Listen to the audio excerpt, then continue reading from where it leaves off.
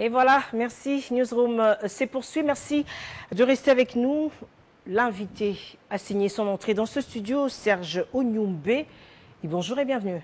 Bonjour Mira. Voilà, Serge Onyumbe est analyste politique et coordonnateur du cadre Jeunes et Vieux. Et nous parlons autour, nous allons débattre bien sûr autour du sujet, l'avenir de l'accord du 31 décembre, la vue de la jeunesse. Première question déjà, comment est-ce que la jeunesse perçoit les choses justement sur cet accord du 31 décembre? Merci pour la question Mira.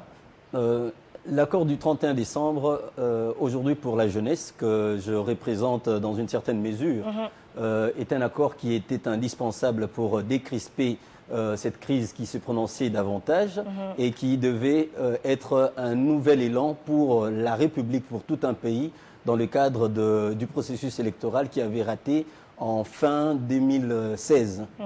Alors, aujourd'hui, ce que les jeunes en perçoivent, c'est que nous, les jeunes, nous pensons qu'il est encore temps de sauver ce qu'on peut sauver, mais malheureusement, on constate également qu'il y a vraisemblablement une absence flagrante de volonté politique dans le chef des acteurs politiques qui incarnent justement les institutions de la République. Et comment est-ce que vous interprétez ça? Il s'agit là d'un ralentissement ou un blocage dans son exécution? L'exécution de l'accord, bien sûr. Le débat n'est pas que terminologique. Que l'on dise ralentissement ou que l'on dise blocage, on constate que rien n'avance. Je pense que le débat devrait se poser sur la question pourquoi rien n'avance. Aujourd'hui, nous savons ce que recommandent ces accords du 31 décembre. Tout à fait. Entre autres, la primature qui est encore reconfirmée, parce que j'ai dit reconfirmée en raison du fait que l'accord de l'Union africaine avait déjà cédé la primature à l'opposition. Aujourd'hui, ce que nous savons, ce sont des autres arrangements qui continuent à traîner, mais qui prennent forme. Nous savons également qu'il y a un temps qui passe. Et le problème, c'est que plus le temps passe, le facteur temps, personne ne saura le récupérer. Et les temps passent, bien entendu. Les temps passent avec les conséquences que cela engendre directement. Les temps passent, bien entendu, mais il y a également la mort d'Étienne Tshisekedi et sa succession qui y est pour quelque chose. Non, je crois qu'il faudrait déjà savoir ici en amont que nul n'est indispensable. Madame, personne n'est indispensable sur Terre. Personne. Même moi qui vous parle, je ne suis pas indispensable. Les hommes passent, les institutions restent. Monsieur Etienne Tshisekedi, paix à son âme encore, nous continuons à attendre que les acteurs politiques organisent ces obsèques. Malheureusement, le temps que ça prend. Mais la gestion du pays ne se gère pas en termes d'individus, mais en termes de plans et de planning. On a une planification de ce qu'il fallait faire. Il y avait des responsabilités attribuées à M. Etienne Tshisekedi en raison du combat qu'il avait réalisé. Aujourd'hui, malheureusement, il n'est plus. Ce n'est pas pour autant que la République devrait s'arrêter d'avancer. Je crois qu'on est africain, il faudrait faire ce deuil et ensuite continuer d'avancer. On parle d'un jeu de ping-pong entre la majorité et l'opposition. Alors, quelle est l'issue de sortie selon vous, en tant que jeune, bien sûr? Qu'est-ce que vous proposez comme issue de sortie en ce moment? La solution est à notre portée de main. C'est-à-dire faire des concessions et respecter les accords du 31 décembre dernier afin d'organiser, si c'est encore possible, d'ici fin 2017, les élections comme cela a été convenu. Faire des concessions, hein. Vous avez dit Il faut faire des concessions, voilà. Comme si c'était aussi facile que ça, mais c'est ce qu'ils sont en train de faire déjà. Oui, mais ce n'est pas suffisant, madame. Ce n'est pas suffisant en raison des enjeux de l'heure. Nous parlons de l'avenir de toute une nation qui dépend de ce que quelques hommes vont se décider de faire de notre demain. En tant que jeunes, je crois qu'il est important de ne pas bâcler notre avenir, de ne pas saboter notre opportunité de faire quelque chose pour ce pays. Ce pays nous a vu naître, ce pays nous a donné la possibilité de nous tenir aujourd'hui devant vous. Nous pensons que nous lui devons au moins la paix, nous lui devons au moins le service qu'il nous a déjà donné. Et pour commencer, il faut organiser les élections. Nous comptons sur ces acteurs qui ont reçu, je le précise, mandat du peuple que nous sommes pour organiser les élections. Mais organiser les élections avant d'en arriver là, il faut d'abord résoudre ces problèmes justement qui traînent sur la table autour de cet accord justement du 31 décembre. Et le chef de l'État a demandé 3 candidats au rassemblement pour pouvoir faire le choix. Il faut que le pouvoir discrétionnel du chef de l'État soit tout de même respecté, mais c'est ce qui bloque du côté de l'opposition. Mais comment voulez-vous qu'on puisse avancer des choses aussi simples qui font bloquer la machine? Alors comment est-ce qu'on peut procéder? Parce que finalement les jeunes se disent on peut prendre les bâtons de commandement, si ça, ceux qui ont mais la caca, ça sera... Nous, on va essayer de booster les choses. C'est pourquoi je vous pose la question. Qu'est-ce qu'il faut exactement faire? Je crois que ce qu'il faut faire, c'est respecter les termes de l'accord.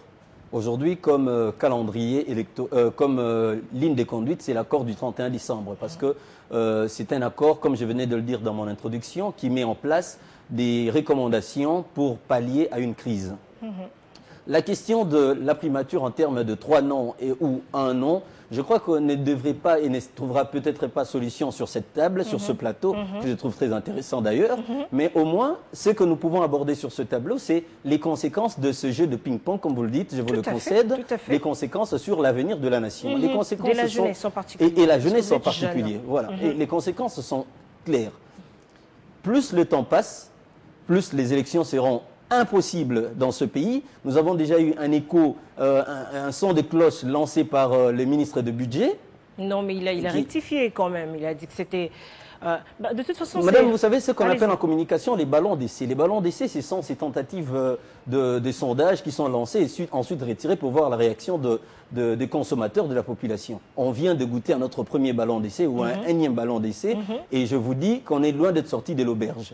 Tout ça, pourquoi? Parce que personne ne prend le courage de dire qu'il faut regarder la priorité. La priorité, aujourd'hui, c'est l'alternance. L'alternance et non la quête de poste. Parce que, malheureusement, permettez-moi de le dire, nous constatons, après le décès de M. Etienne Tshisekedi, que ses compères, qui ne l'ont même pas encore enterré, se brûlent la langue en cherchant à le remplacer, à n'importe quel prix. Aujourd'hui, nous avons déjà 6 candidats. Ouais, 5 candidats, on parle... Non, 6. Il y en a 6. Il y en a 6. Alors, moi, je me dis, bon, je pense qu'il y a une certaine indécence parce que nous sommes africains. C'est un patriarche qui est mort. On devrait peut-être arriver, ne fût-ce qu'à l'enterrer et ensuite parler de positionnement. Mais n'oublions pas que la priorité des priorités, c'est de nous assurer l'alternance au sommet de l'État et même dans les institutions, parce que depuis quelques jours déjà, je le précise, que même les institutions sont hors mandat, les parlementaires, et la légitimité est quelque chose qui est indispensable dans un État de droit. Voilà. Donc il faut qu'il y ait élection à tout prix. Mais malheureusement, la machine bloque et les responsables sont les hommes politiques. Mais il y a également les jeunes qui sont dans ces jeux de ping-pong, malheureusement. Alors, pensez-vous que la jeunesse est bien représentée dans ces jeux politiques? Parce que c'est finalement un jeu qui n'aboutit pas, parce qu'on attend des résolutions qui tardent à venir. On attend la concrétisation justement de cet accord qui tarde à venir. Jusqu'au quand? Mais pourtant, il y a des jeunes également qui font partie justement de ce genre-là. Mais est-ce que vous pensez que la jeunesse est bien représentée dans ces assises? Non, il est clair que depuis un temps, la jeunesse n'est pas représentée. La représentativité de la jeunesse dans les institutions est médiocre et quasi inexistant. Et même pour trouver des solutions, il fallait que le pourcentage puisse augmenter? Non, je crois qu'il va de soi qu'une génération qui part doit inviter une autre à la remplacer. Et que n'est pas accepter cette évidence naturelle serait exposer même la génération qui arrive à des échecs évidents. Pour ce, je suis en train de dire donc que la jeunesse n'est pas représentée dans les institutions pour plusieurs raisons, parmi tant d'autres. Nous savons que les jeunes eux-mêmes sont indifférents sur tout ce qui concerne la politique. C'est la raison pour laquelle Jeunes et Vieux encouragent l'engagement citoyen des jeunes en politique. Il y a aussi la mise en index. Les jeunes sont indexés par le vieux, qui ont certes fait leurs preuves, mais qui ne veulent pas accompagner et voir ces jeunes entrer sur la scène politique. Alors, du coup, est-ce que la présence des jeunes dans les institutions pourrait faire changer les choses? Je crois que ça vaut la peine d'essayer, parce que c'est comme ça que toutes les autres grandes nations du monde fonctionnent. Il y a une sorte de remise et reprise à un moment de la vie nationale. Aujourd'hui, la jeunesse congolaise est plus vilipendée qu'actrice dans l'action de la gestion de la res publica. Et c'est exactement ce que moi, je dénonce. Vous dénoncez cela, alors vous êtes coordonnateur du cadre Jeunes et Vieux. Parlez-nous un peu des Jeunes et Vieux. Vous êtes pourtant trop jeune, mais vous portez cette charge, cette lourde charge de gérer et les jeunes et les vieux. Ou alors, Jeunes et Vieux, c'est juste un nom, mais ça ne signifie pas jeunes et vieux ensemble. Non, le sens est vraiment dans les concepts. On est des jeunes, il y a des jeunes dans Jeunes et Vieux, et puis il y a des vieux dans Jeunes et Vieux. Et comme vous me le demandez, jeune, je suis, oui, aux âmes bien nées, la valeur n'a pas un point de nombre d'années. Le but de Jeunes et Vieux, c'est quoi? Jeunes et Vieux, c'est un cadre de réflexion qui encourage l'engagement citoyen de jeunes en politique. Et bien entendu, encourage également la complicité, le tandem entre jeunes et vieux pour un meilleur passage des flambeaux, pour la perpétuation des valeurs et des actions qui ont déjà été réalisées par nos prédécesseurs. Alors, Jeunes et Vieux, ce n'est pas une responsabilité que M. Jean-Serge Onyumbe et que je suis porte sur ses épaules, mais c'est une synergie d'idées, des réflexions de jeunes et de vieux autour des thèmes qui concernent la gestion du pays, autour des questions d'intérêt national à un moment donné pour faire des propositions. Et voilà la dynamique Jeunes et Vieux.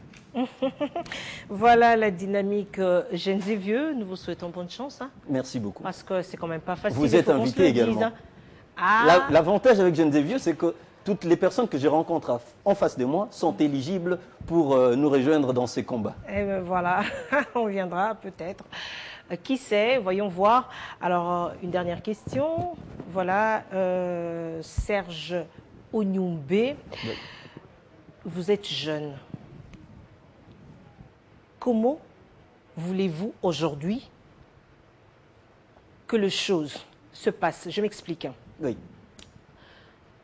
Il faut qu'il y ait un candidat Premier ministre. Il fallait donner 3 noms pour que le pouvoir discrétionnel du chef de l'État soit finalement respecté. Aujourd'hui, il faut que Étienne Tshisekedi soit impérativement remplacé parce que c'est lui qui devait prendre les bâtons de commandement pour assurer le Conseil national des suivis de l'accord, tout à fait.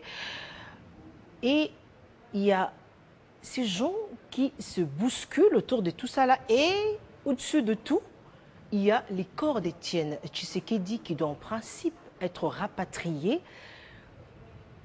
enterrés avec beaucoup d'honneur pour qu'on puisse passer finalement à autre chose. Mais tout ça là traîne les pas et finalement on tourne à rond. Vous en tant que jeune, qu'est-ce que vous pouvez proposer comme piste de solution?